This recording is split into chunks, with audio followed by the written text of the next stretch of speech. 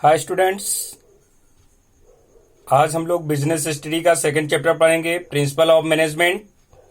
इसमें देखेंगे principle of management की meanings, importance and natures and principles. चलिए ये देखते हैं हम लोग। सबसे पहले हम लोग देखेंगे प्रिंसिपल ऑफ मैनेजमेंट की डिफिनेशंस। प्रिंसिपल ऑफ मैनेजमेंट होता क्या? पहले हमने स्टार्टिंग में जब डिफिनेशन हमने फर्स्ट चैप्टर में पढ़ाया था कि मैनेजमेंट का यूज क्या है, हर जगह यूज किया जा रहा है कि हर एक लेवल। इसी तरीके से यहां भी सिद्धांत। तो प्रिंसिपल ऑफ मैनेजमेंट का मतलब है कि हर एक लेवल में इसका यूज होना है। कि मेन चीज प्रिंसिपल क्यों बनाए जाते हैं, सिद्धांत क्यों बनाए जाते हैं कि किसी ना किसी तरीके से हमें उस सिद्धांत को यूज करके उस लेवल से हमें निकलना होता है, हमें डिसीजन लेना होता है कि नहीं होता है। तो इसी तरीके से यहां भी दिया जा रहा है कि प्रिंसिपल ऑफ मैनेजमेंट क्या है? मैनेजमेंट हर एक लेवल में यूज हो रहा है कि नहीं हो रहा है। तो प्रिंसिपल भी हर एक लेवल में यूज हो रहे हैं, चाहे टॉप लेवल है, चाहे मिडिल लेवल, चाहे लो लेवल। मेन चीज कहने का मतलब है कि हमको गाइडलाइंस कह सकते हैं, एक डिसीजन मेकिंग के लिए हम लोग यूज कर सकते हैं। देखिए उसकी डिफिनेशन पे हम लोग देखते हैं क्या है management principle are the statement of the fundamental truth act as a guidelines for the taking managerial action and decision। Means क्या कह रहा है कि मैनेजमेंट एक ऐसी गाइडलाइंस है मेरे पास जो हम लोग को कि डिसीजन लेने के लिए यूज कर सकते हैं। ठीक है भाई, प्रिंसिपल्स बनाए क्यों गए कि हम लोग कहीं ना कहीं इस तरीके से हम लोग अपने डिसीजन को प्रॉपर वे में यूज कर सकें, कि डिसीजन लेके अपने डिसीजन को फॉलो करके अपने गोल को अचीवमेंट कर सकें। यही तो होता है कि किस तरीके से। तो ये मैनेजमेंट होते हैं। अब मैनेजमेंट के हम लोग देखते हैं इंपॉर्टेंट क्या होते हैं। बेटा पहला दिया जा रहा है, जैसे हमारे पास दिया है कि देखिए मैंने आपको स्टार्टिंग में बताया था कि कभी बेटा बच्चा कंफ्यूजन हो जाता है कि सर नेचर्स, फीचर्स, कैरेक्टरिस्टिक्स में एक्चुअल होता क्या है। ये मान के चलिए कि नेचर्स, फीचर्स एंड कैरेक्टरिस्टिक्स एक ही हैं, एक ही वर्ड यूज किया, चाहे नेचर पूछा जाए या फीचर्स पूछा जाए या कैरेक्टरिस्टिक पूछी जाए, वो एक ही वर्ड है। आप उसमें जो चीज है कि तीनों चीजों के लिए आप एक ही चीज लिख सकते हैं। ठीक है स्टूडेंट्स, फर्स्ट देखते हैं हम लोगों का नेचर क्या दिया जाए। नेचर मीन समझ रहे हो, नेचर यानी प्रकृति, जिसको हम लोग कह सकते हैं कि कोई आदमी मोटा होता है, पतला होता है, गोरा होता है, या किस आप एक तरीके का नेचर, ये नेचर ही तो है कि नहीं है बॉडी के लिए। तो इसी तरीके से हम देखते हैं पहली चीज दिया, पहला पॉइंट दिया जा रहा है यूनिवर्सल अप्लीकेबल। मीन्स मैनेजमेंट क्या है कि यूनिवर्सल है, कि हर जगह मौजूद है। ऐसा नहीं कि मैनेजमेंट एक ही जगह यूज किया, मैनेजमेंट हर एक लेवल में यूज किया जा रहा है। किया जा रहा है कि नहीं जा रहा है? किया जा रहा है स्टूडेंट्स। नेक्स्ट हम देंगे जनरल गाइडलाइंस। मैनेजमेंट क्या कर रहा है? एक तरीके का गाइडलाइंस है, सिर्फ ओनली गाइडलाइन है, जिससे अपने गाइडलाइन लेके हम आगे उसमें अपने गोल को अचीवमेंट कर लें। यही तो है कि मैनेजमेंट का क्या मेरे पास प्रिंसिपल सिद्धांत क्यों बनाए जाते हैं कि मेन उसका काम यह है कि अपने गोल को अचीवमेंट करना। तो एक तरीके से गाइडलाइंस का काम करता है प्रिंसिपल ऑफ मैनेजमेंट। ठीक है, नेक्स्ट थर्ड पॉइंट दिया जा रहा है फिक्सिबिलिटी। मेरे पास फिक्सिबिलिटी मीन्स हमारे पास क्या है कि चेंजमेंट, परिवर्तन। कि अगर मेरे पास क्या है, अगर कोई वर्क करना है तो उसमें कि कहीं ना कहीं से हम लोग चेंज भी कर सकते हैं, डिसीजन ले सकते हैं। नहीं तो भाई सिद्धांत का काम क्या है, अगर कोई डिसीजन हो गया इस तरीके से नहीं इस तरीके से, कहीं अगर हम फंसते हैं तो इस तरीके से चेंज करके हम इस तरीके से निकल सकते हैं, नहीं सकते। तो मेरे पास दिया जा रहा है फ्लेक्सिबिलिटीज। तो इस तरीके से हम लोग कहीं ना कहीं डिसीजन करके अपना नेक्स्ट परिवर्तन करके हम लोग निकल सकते हैं। तो चेंजमेंट, कहीं ना कहीं से हम लोग कहीं फंसते हैं तो उसको हम निकल सकते हैं। तो इसका मतलब फ्लेक्सिबिलिटीज मेरे पास। दूसरा बिहेवियर इन द नेचर्स। अब मेरे पास क्या है कि एक प्रिंसिपल ऑफ मैनेजमेंट बिहेवियर पर डिपेंड है। मैनेजमेंट जितना अच्छा सक्सेसफुल होगा, कोई भी सिद्धांत होता है सक्सेसफुल तभी हो पाएगा जब वो चीज प्रॉपर वे में फॉलो कर रही हो। कहने का मतलब है कि जैसे एक वर्कर और बॉस के बीच में अगर अच्छा सा बिहेवियर होगा तो एक दूसरे से काम करा पाएगा। अगर बॉस का बिहेवियर ही गंदा है तो ये मान के चलिए कि वो चीज प्रॉपर सक्सेसफुल नहीं हो सकती है। कह रहे बॉस मेरे लिए कुछ सोचता ही नहीं तो हम क्यों उसके लिए सोचें, हो जाता डिसीजन की नहीं होता है। तो कभी भी ये सोचिए, कभी भी नहीं सक्सेस हो सकता है, कभी भी ऑर्गेनाइजेशन सक्सेसफुल नहीं हो सकती है। तो कहने का बिहेवियर इन द नेचर्स, तो हमारे पास जैसा बिहेवियर होगा उस हिसाब से हम लोग आगे अपना वर्क करेंगे। तो ये नेचर पे डिपेंड होता है, जैसा नेचर वैसा भी आगे वर्क होगा। Causes effect relations. Causes effect relation means क्या कह रहा है कि जो भी कंडीशन हमारे पास दी जा रही है, अगर कोई चीज, अगर मान लीजिए पढ़ाई है, पढ़ाई के एक शेड्यूल बनाएंगे, अगर शेड्यूल बेस्ड पढ़ाई करेंगे, अगर मान लीजिए डेली पढ़ेंगे, तो उसका कहीं ना कहीं से इफेक्ट हम लोग अच्छी तरीके से निकल सकते हैं कि नहीं निकल सकते हैं।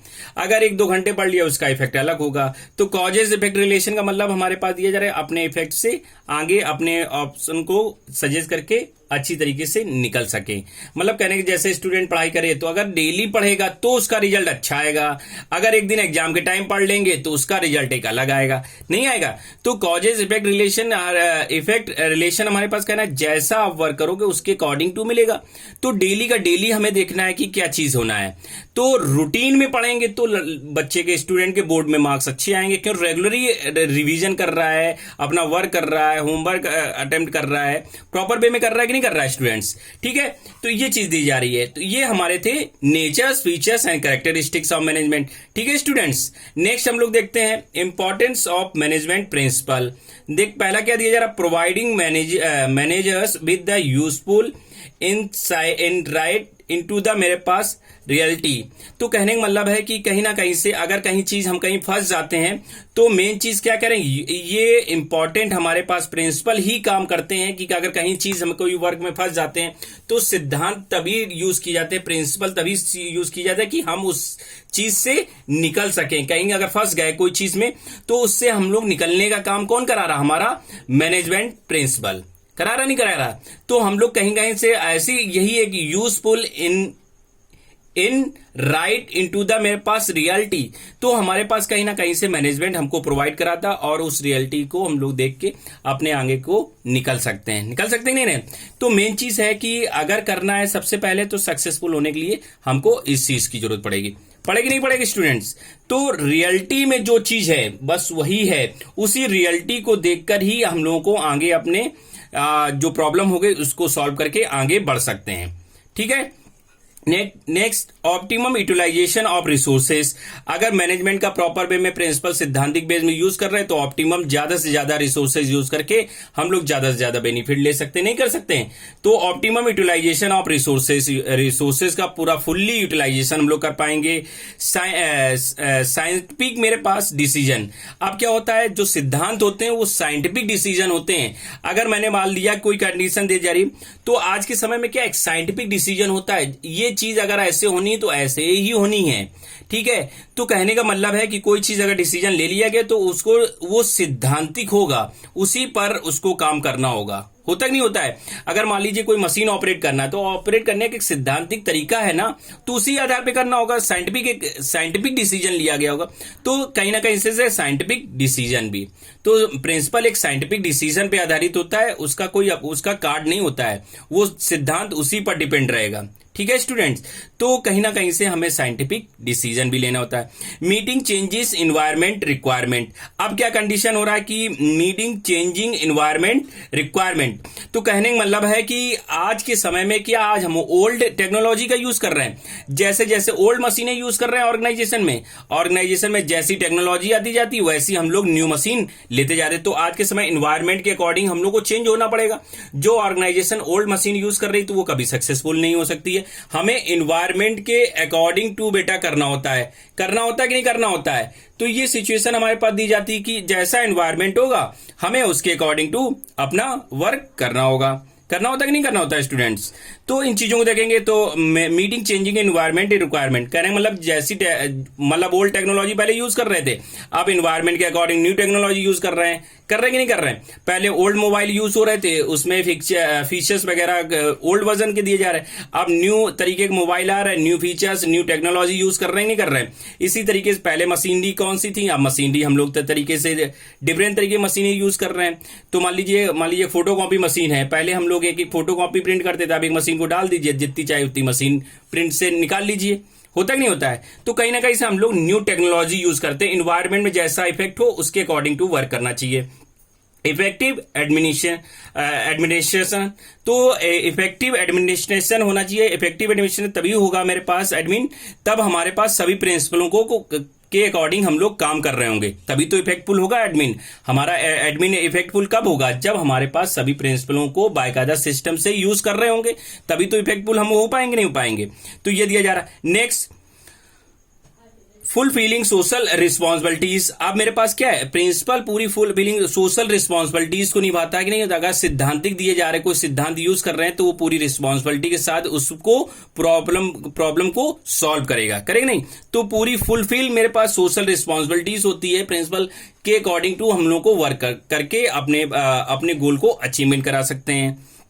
Next, management training educational and research means कहने का मतलब हर एक एम्प्लॉय को समय समय पर क्या होना चाहिए? ट्रेनिंग देते रहना चाहिए, जिससे कि अपने प्रॉपर वे में कि अपने गोल को अचीवमेंट कर सके, कि ज्यादा से ज्यादा अच्छा वर्क कर सके। भाई ट्रेनिंग भी तो जरूरी है। अगर उसको बार बार ट्रेनिंग देते रहेंगे तो आगे अपने वर्क को डेवलपमेंट करता रहेगा। अगर टीचर एक बार पढ़ा दे तो बच्चा पढ़ ले, क्या उसको बार बार रिवीजन कराने की जरूरत नहीं? कराना पड़ेगा, क्योंकि एक बार नहीं, 2 बार 3 बार, तो क्योंकि उसको सक्सेस करने के लिए कि बार बार उसी चीज को रिपीट कराएंगे, क्या बच्चे के एक बार समझ में नहीं आया, 2 बार नहीं, क्या तीसरी बार भी नहीं समझ में आएगा। तो इसी तरीके से कोई भी ऑर्गेनाइजेशन चलाने के लिए इसी तरीके से हम लोग, तो मैनेजमेंट में क्या है? हर एक वर्कर को प्रॉपर वे में ट्रेनिंग मिलना चाहिए, जिससे कि अपने वर्क को इफेक्टफुल कर सके, मतलब अच्छी तरीके से वर्क कर सके। एजुकेशनल एंड रिसर्चेस, तो मैनेजमेंट को ट्रेनिंग देने की जरूरत क्या है? बहुत जरूरी है ट्रेनिंग, क्योंकि बिना ट्रेनिंग के शायद कोई मैनेजमेंट वर्कर प्रॉपर वे में वर्क ना कर पाए। जितनी अच्छी ट्रेनिंग मिलेगी उसको प्रॉपर वे में वो अपना वर्क कंप्लीट कर पाएगा। ओके स्टूडेंट्स, नेक्स्ट वीडियो में हम लोग देखते हैं प्रिंसिपल को, कौन कौन से प्रिंसिपल दिए गए, टेलर के कौन से प्रिंसिपल हैं, फ्यूल के प्रिंसिपल कौन से हैं। Thank you students.